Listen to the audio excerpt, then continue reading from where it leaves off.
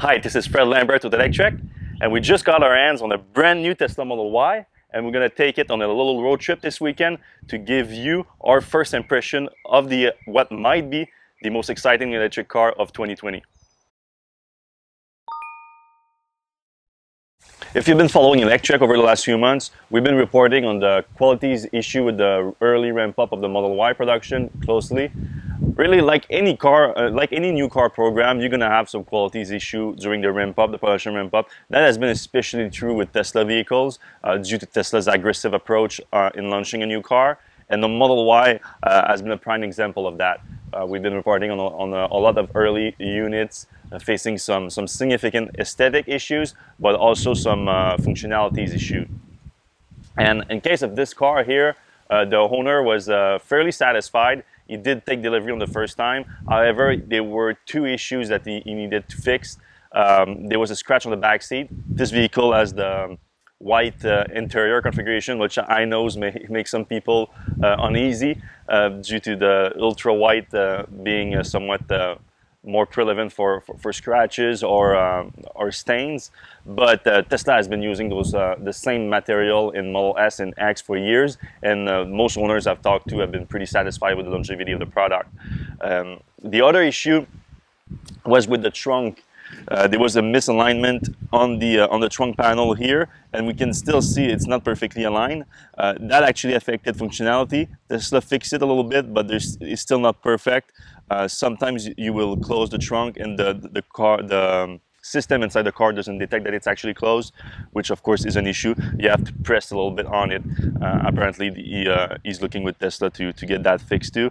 And I also detected this little misalignment here if you come closer. This is already losing a little bit of paint. It's not the end of the world, that can be easily fixed, but it's also not flush on the this is the side that's not the charge port.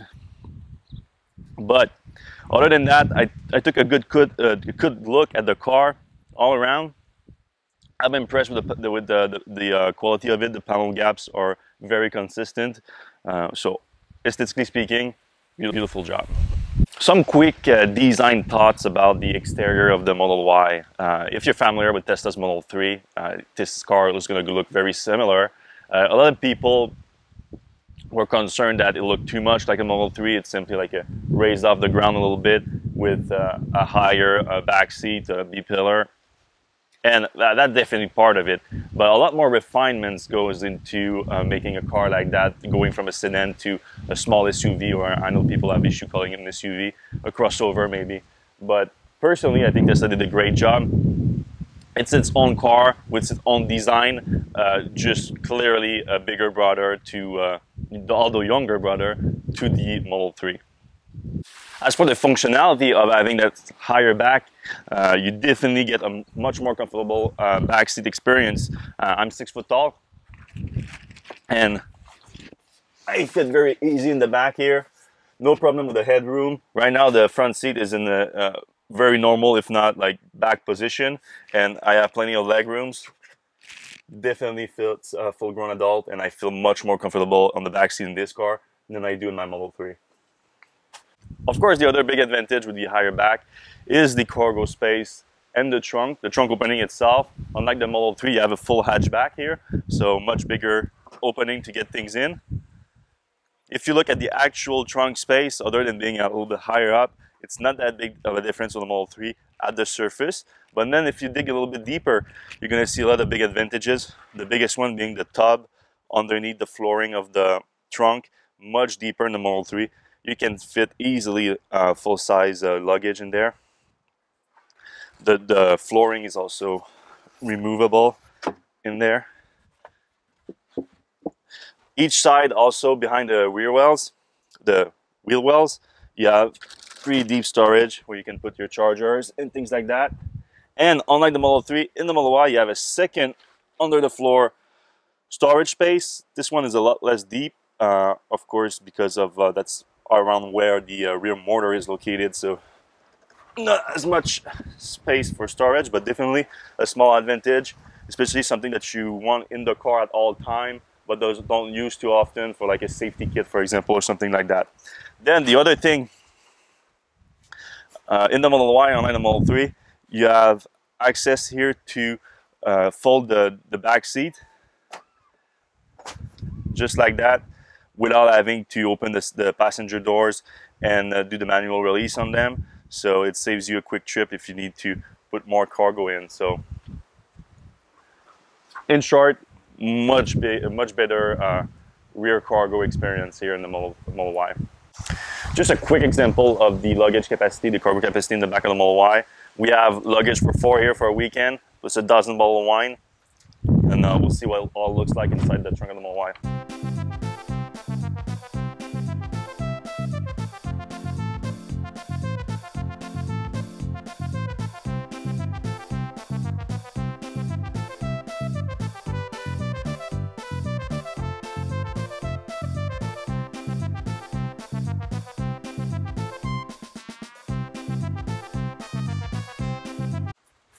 Fits pretty easy, still room for 5 in the front.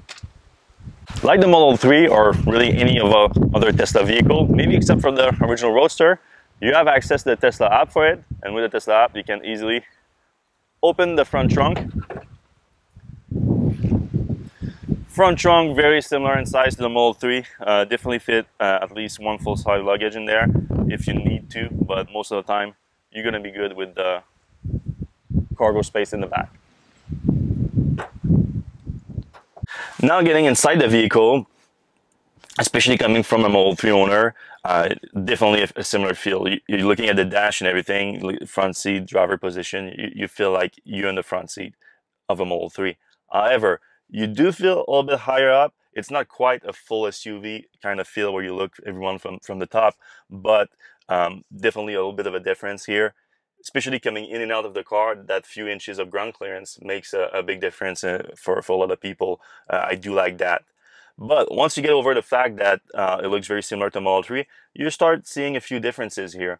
The biggest one is obviously, even though it definitely is more spacious here, not that much, it feels a lot more spacious. And that's thanks partly to this giant glass roof here that you have. When the Model 3, it's separated with a center beam. They got rid of that for the Model Y, and it makes a big difference with the feel of the car. The feeling of spaciousness is big. Also, the owner of the Model Y here decided to go with the white interior. Standard, it comes with a black interior. I would argue that that also contributes to the feeling of spaciousness in the car. I like it. It feels brighter, and I think it makes a big difference. For a second too, I thought that the Model Y screen was different than the one in the Model 3 that I have in my Model 3 for some reason. But then I found out that the owner of this car decided to go with a matte screen protector, which it's insane how big of a difference it does to the screen. The screen looks a lot cleaner. It reduces some of the glare, not all of the glare, of course. If you're gonna have sun straight on it, you're gonna miss a few things, but easier to clean. Even have a different feel almost when you click on things. It's very special. I really like it. I'll put a link. You gave me a link to it. I'll put a link in the description below if you want to buy your own. But I'm definitely buying that for my Model 3 now. I really like it. Now let's take it on the road, see how it feels.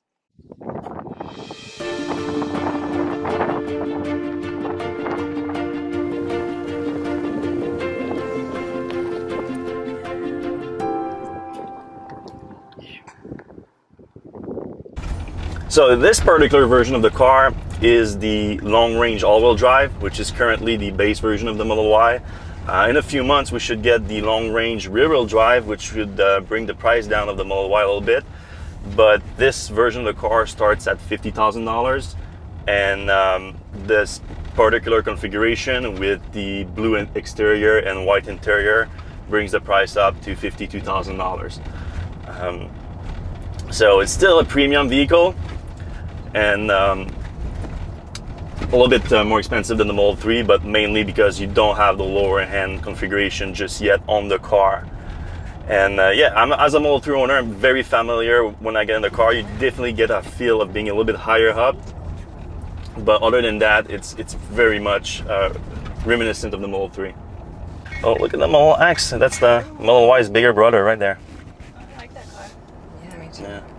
In terms of the handling performance, very similar to Model 3. It's easy to forget that you're inside an SUV because the center of gravity, even though the ground clearance is a little bit higher, it's still extremely low for an SUV. So it makes it like very fun to handle.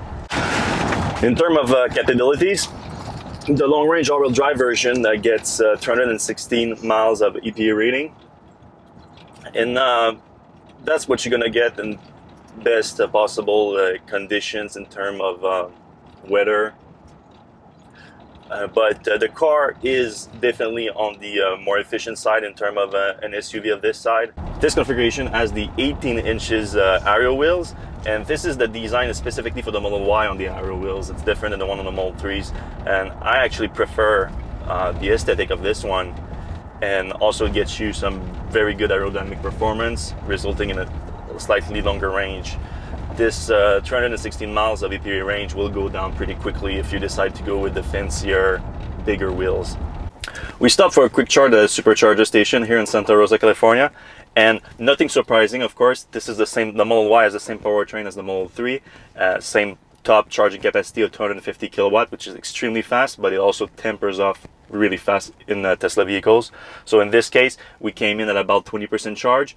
We were able to charge at first at 180 kilowatt, but that tempered off to 160 pretty fast. And now, as you can see, we are on the last 10-15% of the charge, and we are already down to 46 kilowatt. So at this point, we don't really need the last 10-15%, so we might as well just go off, and we have 267 miles of range. So let's go. So we're not surprised about Tesla's execution here. The Model Y share 70% parts with the Model 3. So it is a very similar car, but it is arguably more important than the Model 3 despite its higher price. This addresses a segment that's right now is extremely popular all around the world. I mean, the US is known for liking their big trucks, but aside from the big trucks, this small SUV crossover segment is still extremely strong. And if you go across the pond in Europe, it's a massive, massive segment. Also in China, it's getting there, and that's why Tesla is bringing the Model Y in China too. And in terms of electrification, oh, another Model Y right there. What are the chances? There's still only about 16,000 of these cars in the US right now, so it's a small world. But we are in California after all, which is the home of Tesla. And if you want to find a Model Y right now, your chances are much higher around here.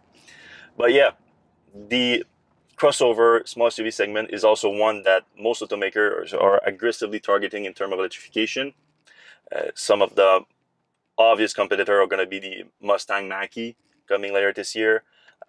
Still staying in the more premium segment, we have the Audi Q4 e-tron. Arguably, the sportsback version is going to be a closer competitor, more similar to the Model Y in my opinion. We have Mercedes-Benz also coming up with their own electric vehicle in the same segment.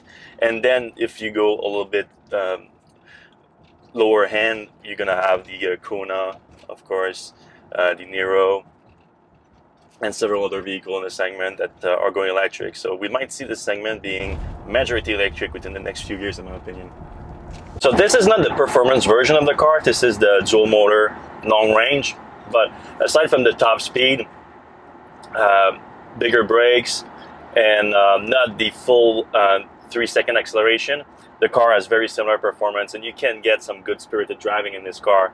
So, and especially for an SUV, again, due to the low center of gravity of the car. I find the suspension to be a little bit stiff, to be honest. If this was my car, I might look into maybe an aftermarket spring kit. But I think for most people, especially if you're not someone who plans on having too much fun with the car, it's going to be just fine for you. So yeah, one of the main theme with the Model Y is that it's so similar to the Model 3, but other than the different form factor, there's other improvement that Tesla achieved with the Model Y. The main one, of course, being the heat pump, which right now in sunny California we don't care much about that. But the people using this car in colder climate are gonna love it. It's gonna make the car much more efficient when you're using a climate control in the cold weather. Some people can lose easily like 40, even 50% of the range in extremely cold climate. Model Y just launched a few months ago, so we haven't had the chance to see any real-world experience in the winter in places like the Northeast or Canada. But it's coming next winter, and I think most people are going to be impressed by it. So there's a lot riding on this car. There's a lot riding for Tesla. There's a lot riding for electrification in general.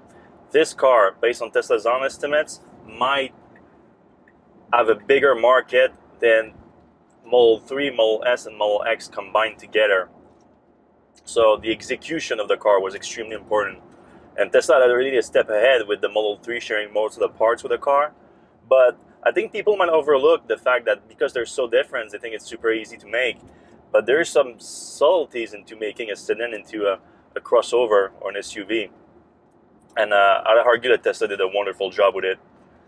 This car, due to its functionality, its performance, I don't want to say affordability, because it is, like, right now it's still start at $50,000, but there's going to be a cheaper option in the near future. Because of that, I think it's going to be an important car for the future of transportation.